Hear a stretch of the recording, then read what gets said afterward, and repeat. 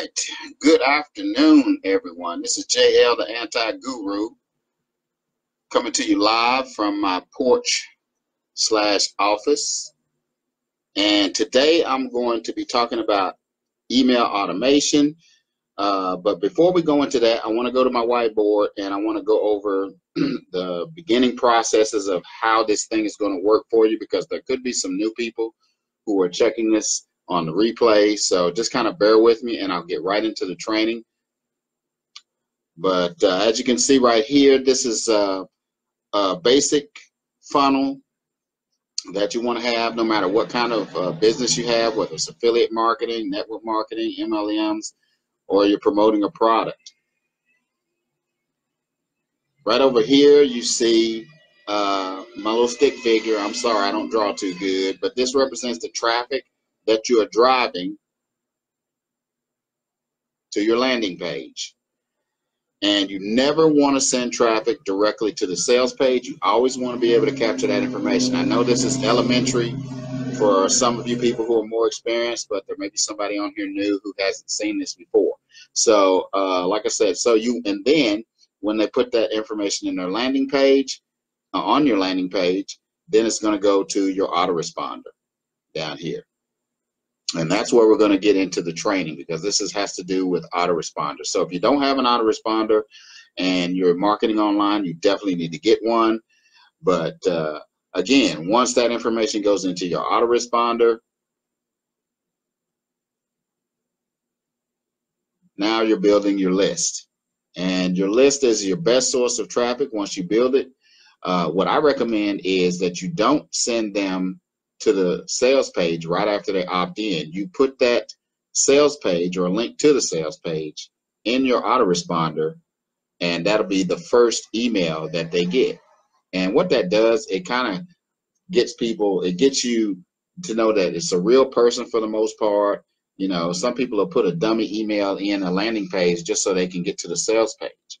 And, you know, you really don't want a person like that anyway. You want somebody who's genuinely interested, who's not trying to get, you know, especially if you're giving away some type of lead magnet. They're just trying to get the lead magnet. They're not interested in what you're offering them, whether it's a product or a service or whatever.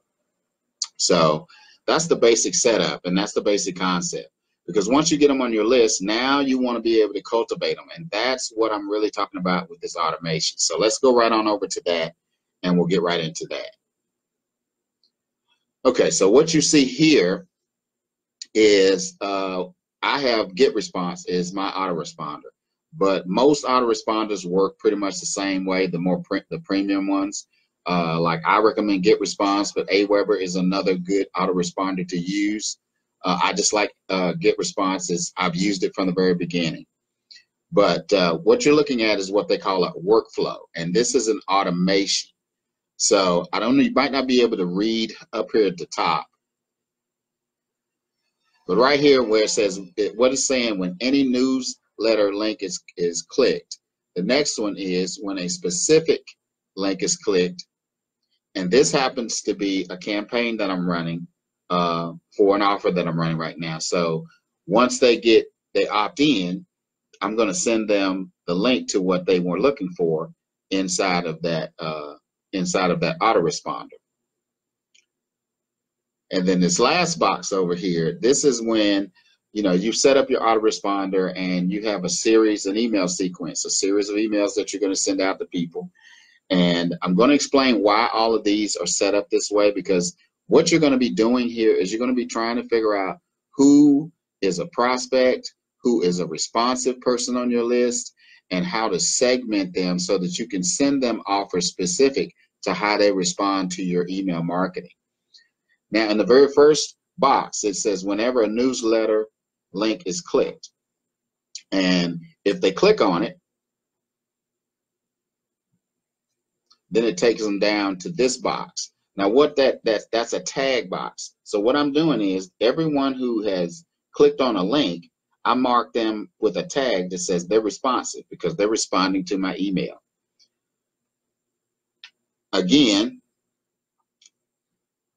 with this box up here where I'm sending them through an offer, they're going to be prospects for whatever product or service that I'm offering them. And if they go ahead and click that link to take a look at that offer, then they instantly become a prospect. So they go down in this box because this tag is a prospect tag. The last one is, again, where I said you have your email sequence and you're emailing them different things, you're communicating with them, and based on what they do, because first, for this particular autoresponder, because I had any autoresponder, but what I'm going to do is I'm going to attach it to the autoresponder that this particular campaign I'm running right now. But let's just say you didn't do that. Because if someone is already in your autoresponder, they're probably most likely some type of prospect or a customer or a client. And so they've already you've identified them as a prospect. Well, we're going to use prospect as a general term, whether they're a client, customer, whatever. And when they click on any of those links, it takes them down here. And I assign the tag responsive prospect to that person. Now let me scroll down. This box right down here at the bottom, that is unresponsive. And as you can see, all these lines that are going up through here. So if they don't click a newsletter link, they go all the way down to the unresponsive box. If they don't click after they've opted in and click on that specific link, I put them down in that unresponsive box. If they're in another autoresponder, another email sequence, and I send the link and they don't click it, it automatically puts them down into that box. Now, the beautiful thing about this is they can be moved around. They can, so depending upon what people do, you can help kind of fine tune your marketing. You can fine tune your messages, because if you got somebody that you send out a newsletter to and they click on the link, well, they're responsive. So you can keep sending them information, because eventually, if they haven't taken action on anything, they're at least responsive and they're interested. Again, with the prospect, that's somebody that's just coming through the door. I've shown them something and they're just getting started coming into my world. So I identify them as a prospect. And again, once they're in one of my autoresponders and they start receiving those emails from me, I want to know if they're clicking on those links. So it helps me to tailor my message to them.